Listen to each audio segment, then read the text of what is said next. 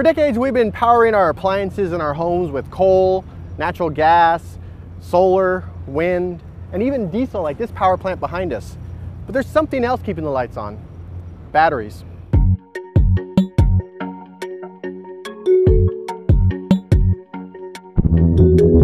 That brings us to this.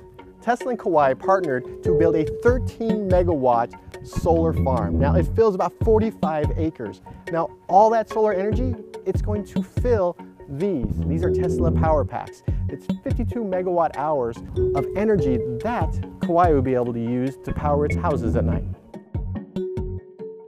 The entire state of Hawaii has committed to a 100% renewable future for electricity generation. Kauai is leading the pack. We live on an island, we live in paradise. This is one of the most beautiful places on the planet.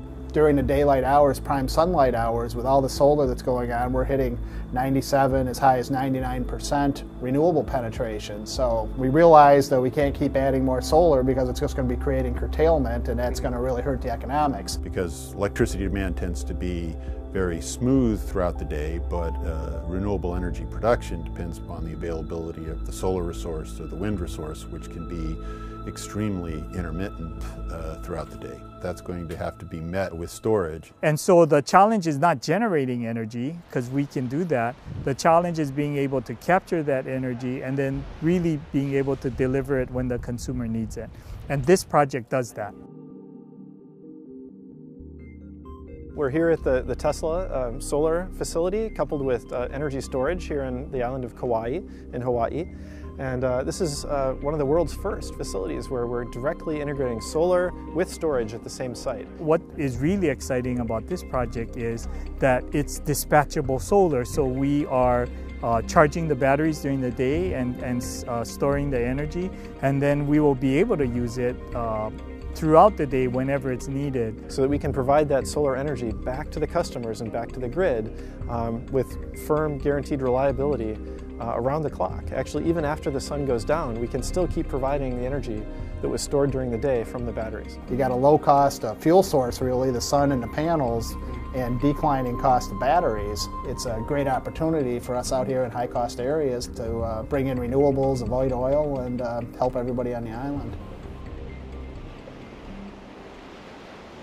Storage, to the extent that you're going to have these very aggressive renewable energy goals like California has. California has essentially a 33% renewable portfolio standard by 2020 and a 50% by 2030. California also has a storage mandate, which is mandating the 3 investor-owned utilities in the state have at least 1,300 megawatts of storage capacity, which I think is certainly a start. But to find out, greater amounts of storage, that really is going to depend on the economics. Hawaii was the most dependent state in the country on imported fossil fuels. Even as recent as 5 years back, we were still over 90% reliant on imported fossil fuel for our electricity generation. At the highest rate here, back when oil was pushing $150 a barrel, we were almost at 50 cents a kilowatt hour. We want to do things cheaper than have oil, and we don't want to be subject to the fluctuations from the petroleum market. We made that commitment that we want a different future. We want to be isolated from foreign fuel market prices, and we wanted to create jobs here. Well, the big movement on Kauai's energy grid was in 2002 when the cooperative was formed here. It's one of the newest co-ops in the country. It's owned by the people. So the consumer controls the company. So the community not only embraces the commitment to 100% clean renewable future, but it is the shareholders that are part of that equation. Every day you drive by and you see this as an example of clean renewable energy, sustainability, community involvement and engagement, and I see it as something quite beautiful. Energy storage is a transformational technology for the grid. It's one of the most interesting, I think, advances for the grid in 100 years.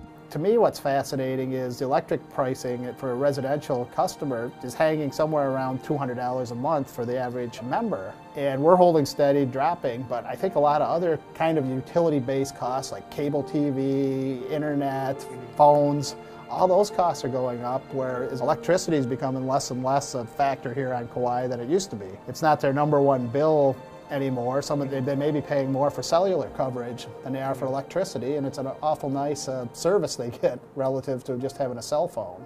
Without storage, you can only have so much because you need to have instantaneous matching between the loads and the generation. But with storage, we can break that, and we can suddenly have things like solar panels that can provide ultimately maybe all of the electricity that the grid needs. And it allows the whole grid to operate much more efficiently, much more economically. You don't have to have oversized generators and oversized wires everywhere to deal with the peak demands that only happen a brief period of the time. A lot of utilities, I think, are realizing the importance of this technology, and whether it's storage plus solar or both. I think every utility around the world is realizing this is going to impact their business model and wants to learn a lot about it.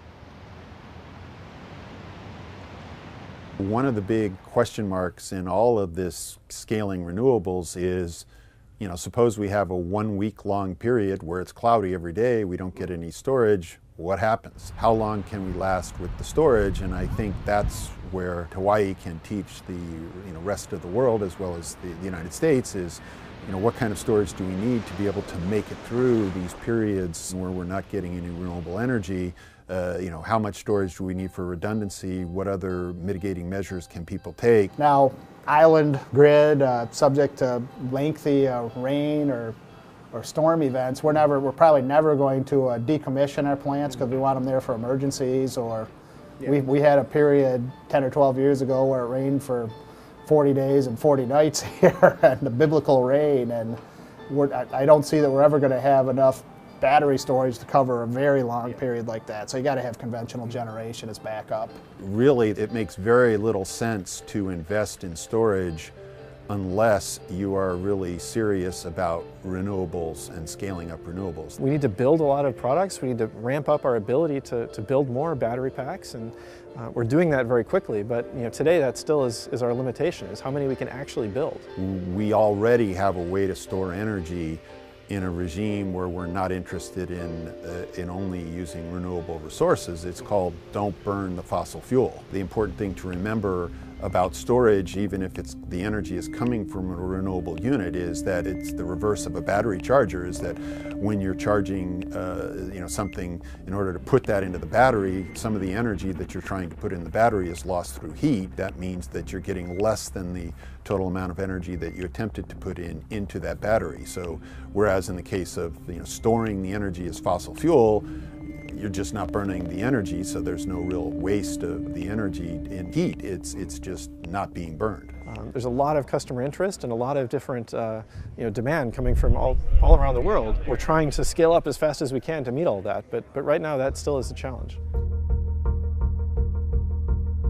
Prince Kohio, who got the legislation for our Hawaiian Homes Commission Act passed in the 20s, his intention was to have these lands rehabilitate our people. I think this Anahola solar farm, what it means to our community is hope and belief. If we just showed people these prices, we would probably be able to get people to, on their own, invest in these storage devices, lower their annual electricity bills. That is what's going to get them to find it in their interest to make the sorts of decisions that are going to make the grid operate more efficiently. We've already seen many folks come around, and develop that sense of belief and seeing that it is something positive, and that it is definitely something that is good for our community, homesteaders, good for the island, good for the planet. I mean, there's so much good about this. Surprisingly, storage has been, it has not had very many regulatory hurdles. I think it often solves regulatory problems, where solar alone or wind alone,